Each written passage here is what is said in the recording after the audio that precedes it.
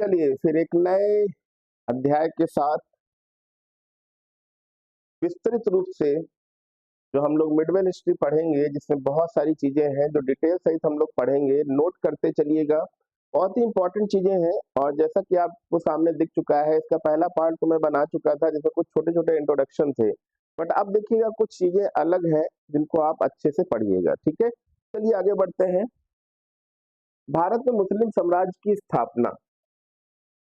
भारत में मुस्लिम साम्राज्य की स्थापना कैसे हुई, किस तरह से हुई, इन सारी चीजों को हम यहाँ पर जानेंगे।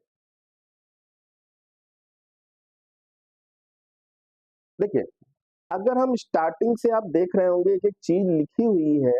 अगर आप देखें कि भारत में जो मुस्लिम का उद्गम हुआ, मतलब स्टार्टिंग हुई, ठीक है, कैसे ये लोग भारत आए और कैसे यहाँ की संस्कृति से जुड़े या अपनी संस्कृति को जबरदस्ती थोपा भी कि चलिए ठीक है, बट ये कब आए, कैसे स्टार्टिंग करी। देखिए, मैंने बताया था मोहम्मद बिन कासिम का नाम, अलाउद्दीन खिलजी का नाम, ऐसे बहुत तैमूरलंग का नाम, बहुत सारे नाम लिए थे। बट कहीं ना कहीं एक रियल स्टार्टिंग, भारत में पैर जमाने की स्टार्टिंग अगर देखी जाए तो 1192 में तराइन का जो सेकेंड वॉर हुआ था, मतलब द्वितीय जो युद्ध हुआ था, पृथ्वीराज चौहान का नाम सुना होगा। पृथ्वीराज चौहान का जो पहला युद्ध था 91 में, ठीक है, उसमें किसी तरह से छोड़ दिया था इनको, बट इसने नहीं छोड़ा। ठीक है, तो पृथ्वीराज चौहान और मोहम्मद गोरी, जिसमें कहीं ना कहीं पृथ्वीराज चौहान की हार हुई। और कहते हैं ना कि भारत में जयचंदों की कमी नहीं है, तो कहीं ना कहीं पृथ्वीराज चौहान जी हार गए। और फिर धीरे धीरे क्या हुआ, भारत में मुस्लिम शासकों का साम्राज्य फैल गया। 1194 में चंदावर का जो युद्ध हुआ था, जिसमें जयचंद को भी हरा दिया, क्योंकि कहते हैं ना कि जब अपनों के साथ अगर आप घटा करोगे तो अपने लिए भी अच्छा नहीं होगा। तो सही है, यहाँ पे आप इसे देखिएगा, समझिएगा, अच्छे से देखिएगा।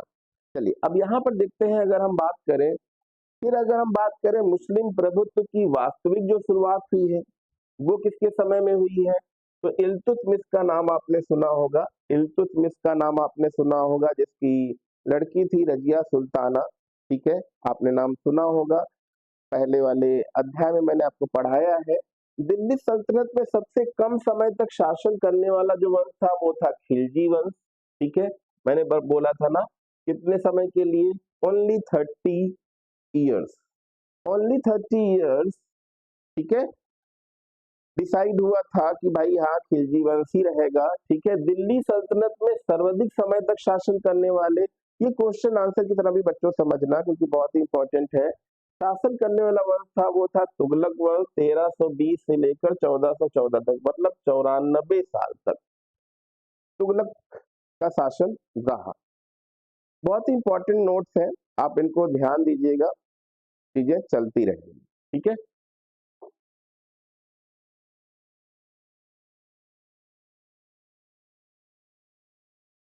अब आगे देखते हैं। वंश के जो संस्थापक थे, संस्थापक मतलब फाउंडर, जिन्होंने उस डायनेस्टी की नींव डाली, इन चीजों के बारे में भी हम यहाँ पर देखते हैं। ठीक है, चलिए तो एक बार अपने हिसाब से नजर डालिएगा और मैं इन चीजों को दिखाता हुआ चलता हूँ। ठीक है,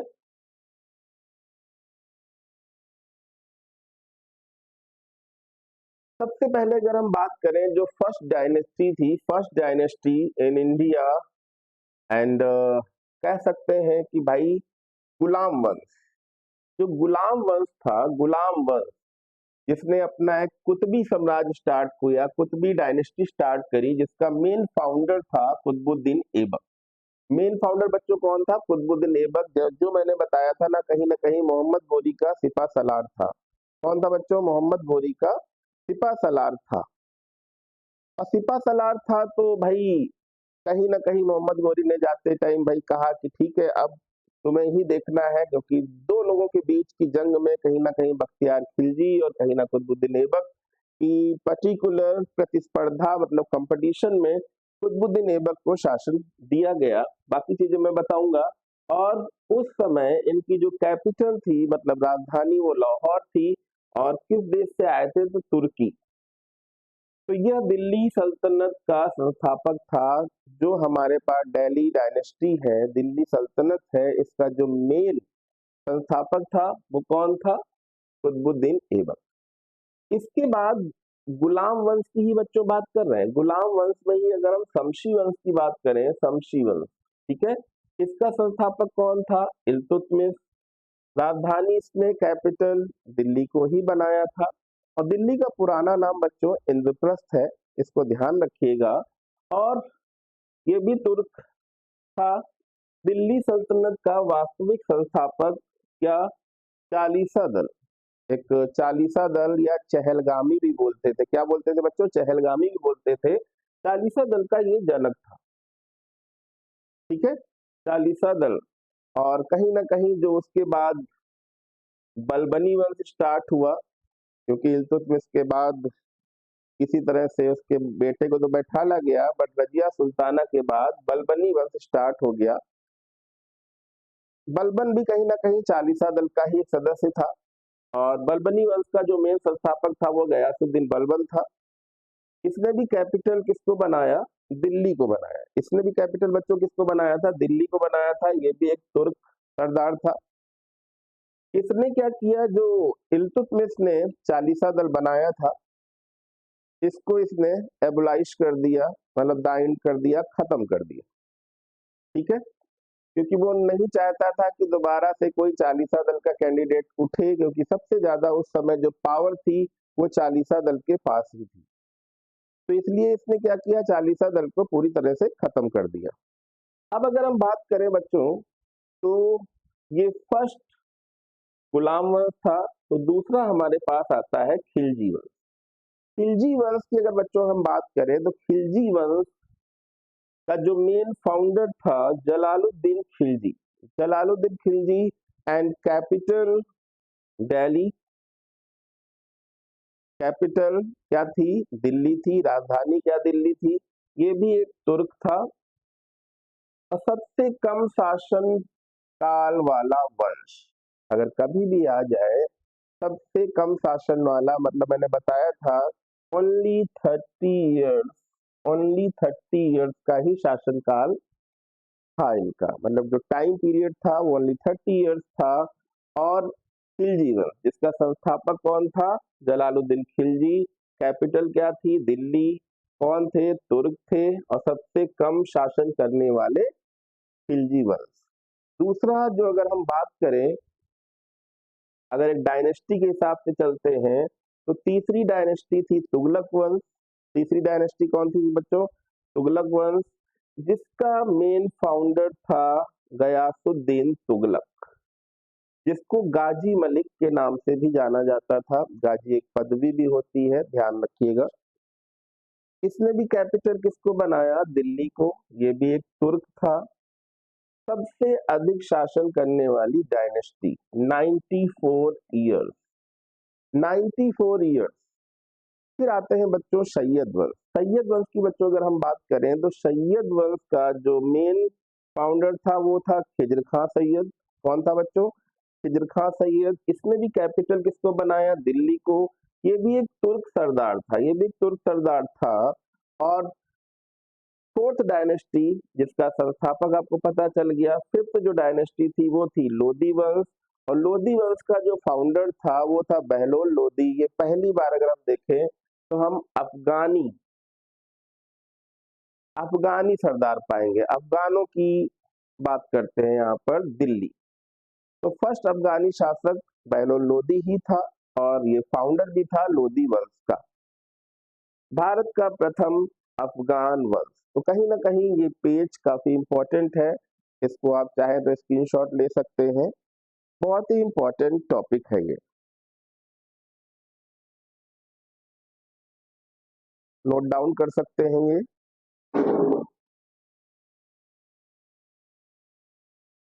अब आगे बढ़ते हैं।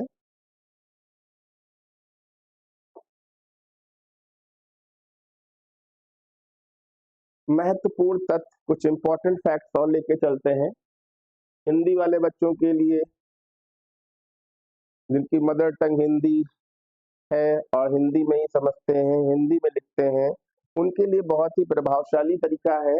दिल्ली सल्तनत के जो संस्थापक थे, दिल्ली सल्तनत के जो संस्थापक थे, मैंने अभी बताया था, वो कौन था बच्चों? कुतुबुद्दीन ऐबक। एक क्वेश्चन आंसर की तरह भी देख सकते हैं। और दिल्ली सल्तनत का जो वास्तविक संस्थापक था, रियल फाउंडर, वो था इल्तुतमिश के समय से, क्योंकि ये 4 साल में इसकी डेथ हो गई थी, काम काज इतना देख नहीं पाया था। इल्तुतमिश ने चालीसा दल भी बनाया था और बहुत सारे काम भी किए, इसलिए मेन फाउंडर अगर देखा जाए Delhi dynasty, real founder Iltutmish. Delhi सल्तनत दिल्ली डायनेस्टी की जो कैपिटल के रूप में स्थापित किया, वो भी किसने किया? इल्तुतमिश ने किया। आज दिल्ली हमारी कैपिटल है, तो कहीं ना कहीं कैपिटल के रूप में ज्यादा से ज्यादा अगर देखा जाए तो इल्तुतमिश ने ही आगे किया। कुतुबुद्दीन ऐबक ने लाहौर से ही शासन किया था और इसने दिल्ली से स्टार्टिंग करी थी। ठीक है, अब दिल्ली का, अगर अब दिल्ली बात आ गया, अभी मैंने बोला था दिल्ली का जो पुराना नाम था बच्चों, वो क्या था? इंद्रप्रस्थ था। इसको भी ध्यान दीजिएगा। ठीक है, दिल्ली का जो सबसे पहला मुस्लिम शासक था, वो मैंने अभी क्या बताया? इल्तुतमिश। मुस्लिम प्रभुत्व की वास्तविक शुरुआत किसके समय में हुई? इल्तुतमिश। मिडवेल हिस्ट्री की जो सबसे पहली फीमेल शासिका थी, वो कौन थी? रजिया सुल्ताना। कौन थी? रजिया सुल्ताना, जिसका भी कहीं ना कहीं शासनकाल 4 ईयर्स ही रहा। और ये पहली और लास्ट महिला शासिका थी, क्योंकि कहीं ना कहीं जो सरदार थे, तुर्क सरदार थे, कोई भी सामने झुकना नहीं चाहता था लेडीज के सामने। दिल्ली सल्तनत का सबसे वृद्ध शासक, सबसे वृद्ध मतलब बूढ़ा, बुजुर्ग, एजेड, जलालुद्दीन खिलजी। जलालुद्दीन खिलजी जो 70 साल का था, जिसको ही कहीं ना कहीं किसी तरह से हटा के अलाउद्दीन खिलजी शासक बना। अब तुर्क शासन में सबसे अधिक शासन किसने किया? तुर्क।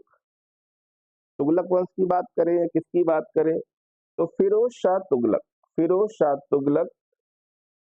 ठीक है, फिरोज शाह तुगलक। तो इस चीज को देखिएगा, अच्छे से देखिएगा, चीजें सामने लिखी हुई हैं। फिरोज शाह तुगलक, ये बहुत ही इंपॉर्टेंट फैक्ट है, इनको आराम से पढ़िएगा, आराम से समझिएगा, चीजें हम आपको बताते हुए चलेंगे। ओके, अब देखिएगा आगे अगर हम बात करें, तो इनसे ही बहुत इंपॉर्टेंट फैक्ट है जो मैंने बोला ना, कि जो मैं आज पढ़ा रहा हूँ उससे जुड़े हुए जो इंपॉर्टेंट फैक्ट है, उनको जरूर देखेंगे यहाँ पर। अब हम देखते हैं दिल्ली सल्तनत में, अगर हम दिल्ली डायनेस्टी में सबसे ज्यादा जो नॉलेजेबल एंड एजुकेटेड शासक था, खगोल शास्त्र का जिसको भी नॉलेज था, मैथ का भी था, आयुर्विज्ञान था, बहुत सारी चीजों चीजों में माहिर था, वो कौन था? मोहम्मद बिन तुगलक। अब सोचो, इतना माहिर आदमी भी कहीं ना कहीं जनता के लिए पागल समझा जाता था। ठीक है, क्योंकि कई बार होता है ना कि पढ़े लिखे इंसान डिसीजन गलत कर जाते हैं, डिसीजन गलत कर जाते हैं। जैसे हमारे राजनीतिक पार्टियों में भी कुछ लोग हैं, चाहे वो किसी भी पार्टी की बात करें हम। ठीक है, अब यहाँ पे बात करिएगा सांकेतिक मुद्रा, मतलब जो करेंसी थी का प्रचलन करने वाला दिल्ली का सबसे पहला जो सुल्तान था, दिल्ली का सुल्तान कौन था? वो मोहम्मद बिन तुगलक ही था। मोहम्मद बिन तुगलक ही था। होली जैसा जो धार्मिक त्योहार में भाग लेने वाला प्रथम दिल्ली सुल्तान कौन था? वो भी मोहम्मद बिन तुगलक था। तो खराब नहीं था, इतना खराब नहीं था, अच्छा था, बट कहीं ना कहीं कुछ डिसीजन गलत हो गए। दिल्ली सल्तनत में मोहम्मद बिन तुगलक पहला सुल्तान था जो हिंदुओं के त्योहारों में, मुख्यतः होली में भाग लेता था, जिसके कारण बर्नी ने, अब देखिए कितने लोग आलोचना करने वाले, उसकी कटु आलोचना की। ठीक है, तो कहीं ना कहीं अगर वो जनता के साथ अच्छे से रह रहा था तो उसकी लोगों ने आलोचना करी। इसीलिए बोलते हैं ना कि बहुत सारे इतिहासकार या कुछ ऐसे पुस्तक हैं इनको देख के पढ़ के समझ में नहीं आता है कि इन्होंने सच लिखा है कि झूठ लिखा है, क्योंकि जब आलोचना भी कर रहे हैं तो हो सकता हो कई तरह के झूठ भी लिखे हो। इतिहासकार बदायूनी ने मोहम्मद बिन तुगलक की मृत्यु पर कहा, अब देखिए बदायूनी एक नए इतिहासकार है जिन्होंने कुछ लिखा है, बल्कि यहाँ पर अगर देखा जाए तो कहीं ना कहीं खगोल शास्त्र गणित विज्ञान इतना ज्ञानी पुरुष क्या इतना ज्यादा गलत हो सकता है? यहाँ पे तो कुछ क्वेश्चन मार्क है। फिर दूसरा देखिएगा, मुद्रा भी प्रचलन करी, होली जैसे त्योहारों में भाग भी ले रहा है, फिर भी कहीं ना कहीं कुछ लोगों ने बुराई करी। सुल्तान को अपनी प्रजा से और प्रजा को अपनी राजा से मुक्ति मिली। हो सकता है कुछ डिसीजन, 4-5 डिसीजन ऐसे थे जो गलत निकल गए, बट कहीं ना कहीं अच्छाइयां भी हैं तो कुछ बुराइयां भी रही होंगी। ठीक है, चलिए आगे बढ़ते हैं। सबसे अधिक गुलाम रखने वाला सुल्तान कौन था? सबसे ज्यादा जो गुलाम थे बगदाद से या युद्धों में जीते हुए लोगों को गुलाम, वो था फिरोज शाह तुगलक। ये भी बहुत ही कट्टर था। चोपड़ा तथा मेरठ में, चोपड़ा एक जगह है, वो मेरठ में दो जो अशोक स्तंभ थे वो दिल्ली उखाड़ लाया, दिल्ली में ले आया कि इसे दिल्ली में ही लगाएंगे। समझ रहे हैं? ठीक है, कौन था वो कैंडिडेट? फिरोज शाह तुगलक। तो देखिए सब भी बहुत ही इंपॉर्टेंट, कहीं ना कहीं अगर देखे जाए तो प्रश्न उत्तर है, और ये पेपर के व्यूज से देखें तो बहुत इंपॉर्टेंट है। इसको अच्छे से देखिएगा कि भाई चोपड़ा था मेरठ के दो अशोक, अशोक का नाम तो आपने सुना होगा, कलिंग युद्ध का नाम सुना होगा, और इनके बच्चों का नाम भी सुना होगा, संघमित्रा वगैरह का। तो आपने देखा होगा कई तरह से प्रचार करने के लिए भेजा, कई तरह के अशोक स्तंभ लगवाए थे अपने, बट फिरोज शाह चोपड़ा और मेरठ के दो अशोक स्तंभ दिल्ली ही ले आया था। तो ये बहुत ही इंपॉर्टेंट फैक्ट था जो आपको जानना चाहिए, पढ़ना चाहिए, समझना चाहिए। ठीक है, और पेपर के पॉइंट ऑफ से बहुत ही इंपॉर्टेंट है। अब आगे बढ़ते हैं। एक कैंडिडेट और है, इब्न बतूता। ये कहीं ना कहीं एक ट्रैवलर है, एक यात्री है, जो कहीं ना कहीं भारत आया था टहलने, और जो उसने कुछ देखा होगा, गलत लिखा कि सही लिखा, पर जो उसके बुक में पाया गया उसको बताते हैं। 1333 से 1346। अब ये मत समझिएगा ये इसका जीवन काल है, ये भारत में बिताया हुआ वो पल है। इब्न बतूता मोरक्को, देखिए इब्न कहाँ है, ये इंपॉर्टेंट है। मोरक्को मूल का अफ्रीकी यात्री था। अब देखिए दो पेपर में चीजें आ सकती हैं कि इब्न बतूता कहाँ का था, नीचे हो सकता है ईरान लिख दें, अफगानिस्तान लिख दें, मोरक्को लिख दें, तो आपको मोरक्को। कहाँ का यात्री था? पाकिस्तानी यात्री था, बांग्लादेशी था, अफगानिस्तान था, अमेरिकन था, कौन था? तो आपको अफ्रीकी यात्री। इस तरह से किताबें आ सकती हैं। इसने जो किताब लिखी, जिसकी रचना करी, रचना मतलब अपने आप रचना, ठीक है, तो वो कौन थी? किताब उल रहला। किताब उल रहला। अब कई सारी किताबें नाम लिख दिए गए, बाबर नामा इब्ने बतूता की, या कौन सी है, या रहला है, कौन सी है? तो कहीं ना कहीं किताब उल रहला इब्ने बतूता की यात्रा का पूरा वर्णन है, जो उसने देखा। जैसे हम लोग आप देखते हैं ना, ब्लॉग बनाते हैं, कहीं भी जाते हैं चीजों को बनाते हैं कि यहाँ पे ये था, यहाँ पे ये था, उस तरह से मोहम्मद बिन तुगलक ने इब्ने बतूता को दिल्ली का काजी नियुक्त किया। अब बताइए, मोहम्मद बिन तुगलक के बारे में बदायूनी ने तो लिख दिया, बट अगर देखा जाए तो क्या इब्ने बतूता को दिल्ली का काजी बनाया? क्या कुछ बेकार किया? एक बाहरी ट्रेवलर था, उसकी नॉलेज चेक करी होगी, कुछ अच्छा रहा होगा तो काजी नियुक्त कर दिया। 1342 ईस्वी में सुल्तान का दूत बनाकर चीन भेजा। ठीक है, अब देखिए यहाँ से भी इसे एक दूत बनाया गया और चीन भेज दिया गया, एम्बेसडर। समझ रहे हैं कितना अच्छा? अगर देखें, बट यहाँ पे अगर इतना अच्छा नहीं था तो शासन काल भी इतना लंबा कैसे चलाया, आपको सोचना चाहिए। हम्म, चलिए अब यहाँ पर देखते हैं कुछ बैटल है, इंपॉर्टेंट बैटल मतलब युद्ध, उनके बारे में भी हम जानकारी देखेंगे। तो सबसे पहले अगर हम देखें तो 1178 माउंट आबू का युद्ध जो था, जो मोहम्मद गोरी और मूलराज मतलब भीम सेकंड, ठीक है, मूलराज सेकंड, जिसको भीम भी सेकंड भी बोलते हैं, युद्ध कौन जीता था? अगर यहीं से मोहम्मद गोरी को ना छोड़ा गया होता और खत्म कर दिया गया होता, जैसा कि कई सारे मुगल, कई सारे दिल्ली सल्तनत के लोग करते थे कि किसी से भी जीत जाते थे, बहुत कम ही छोड़ते थे, कहीं ना कहीं उनको समर्पण करने पे विवश करते थे या उनको मृत्यु। तो इसी तरह से अगर देखा जाए, यहीं से अगर मोहम्मद गोरी जब भीम जीता था, युद्ध जीता था, तो कहीं ना कहीं अगर यहीं से मोहम्मद गोरी को खत्म कर दिया जाता तो आगे की डायनेस्टी शायद क्लोज हो जाती। और हमारे वहाँ के राजा बहुत ही दयावान थे, ठीक है। अब तराइन प्रथम का युद्ध हुआ, यहाँ पे भी वही हुआ, मोहम्मद गोरी ने फिर वापस आया।